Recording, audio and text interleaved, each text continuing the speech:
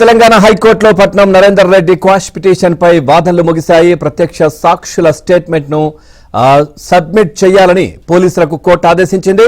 తీర్పును రిజర్వ్ చేసింది. అరెస్టు సమయంలో పోలీసులు నిబంధనలు పాటించలేదని పట్నం తరపు న్యాయవాది కోర్టుకు తెలిపారు.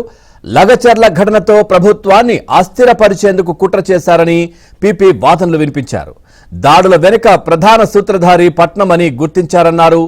అటు పట్నం అరెస్టు సమయంలో ఎలాంటి నియమాలు పాటించారని కోర్టు ప్రశ్నించింది.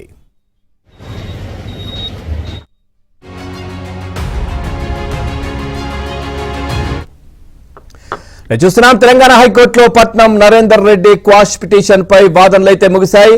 ప్రత్యక్ష సాక్షుల స్టేట్మెంట్ ను సబ్మిట్ చేయాలని ఇటు పోలీసులకు కోర్టు కూడా ఆదేశించింది. తీర్పును రిజర్వ్ చేసింది. ఓవరాల్ గా ఈ అంశానికి సంబంధించి మరింత సమాచారాన్ని మా క్రైమ్ కరెస్పాండెంట్ ప్రవీణ్ అందిస్తారు.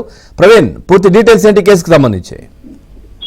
లగచర్ల ఘటనలో ఇప్పటికే పట్నం నరేందర్ రెడ్డిని రిమాండ్ చేస్తూ కూడా జ్యుడిషియల్ రిమాండ్ కూడా విధించడం జరిగింది. అయితే తన రిమాండ్ ను సవాల్ చేస్తూ తెలంగాణ హైకోర్టుని పట్నం నరేందర్ రెడ్డి ఆశ్రయించాడు. దీంతో వాదనలు కొనసాగాయి. ఇటు పట్నం నరేందర్ రెడ్డి తరఫున గండ్ర మోహన్ రావు తన వాదనలు కూడా వినిపించడం జరిగింది, సీనియర్ కౌన్సిల్. మరోవైపు పబ్లిక్ ప్రాసిక్యూటర్ కూడా తన వాదనలు వినిపించారు. అయితే అరెస్టు సమయంలో పోలీసులు కనీస నిబంధనలు పాటించలేదనేటువంటి అంశాన్ని కోర్టు దృష్టికి తీసుకురావడం జరిగింది.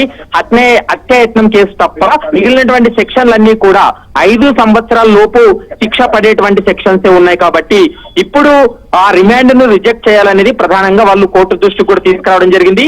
ఘటన జరిగినటువంటి రోజు సురేష్ తో పట్నం నరేందర్ రెడ్డి చాలా సార్లు కాల్స్ మాట్లాడినట్లు పోలీసులు పేర్కొన్నారంటూ కూడా కోర్టు దృష్టికి తీసుకెళ్లినప్పుడు కోర్టు క్వశ్చన్ చేసింది.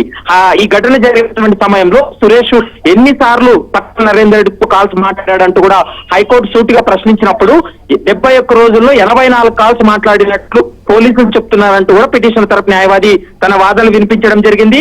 మరోవైపు ఇటు ప్రభుత్వం యొక్క వాదనలు కూడా పబ్లిక్ ప్రాసిక్యూటర్ కూడా వాదనలు వినిపిస్తూ లగచర్ల ఘటనలో ప్రభుత్వాన్ని అస్థిరపరిచేందుకు ఒక కుట్ర చేశారని, కలెక్టర్ మీద అధికారుల మీద ఒక ప్రీ ప్లాన్ గాని ఈ దాడి జరిగింది. కాబట్టి వీటన్నిటికీ ప్రధాన సూత్రధారి పట్నం నరేందర్ రెడ్డి కాబట్టి అతన్ని అరెస్ట్ చేసి జ్యుడిషియల్ రిమాండ్ కి తరలించామనేటువంటి అంశాన్ని కూడా చెప్పడం జరిగింది. ఇరు వాదనలు కూడా పూర్తయిన తర్వాత తీర్పును రిజర్వ్ చేసింది. మరోవైపు సాక్షుల యొక్క స్టేట్మెంట్లను కోర్టుకు సబ్మిట్ చేయమని చెప్పి ఆదేశాలు ఇచ్చింది. ప్రస్తుతం అయితే మాత్రం ఇరు వైపుల వాదనలు కూడా ముగిశాయి. తీర్పు అయితే మాత్రం రిజర్వ్ లో ఉంది. Thank you Praveen, thanks for the updates.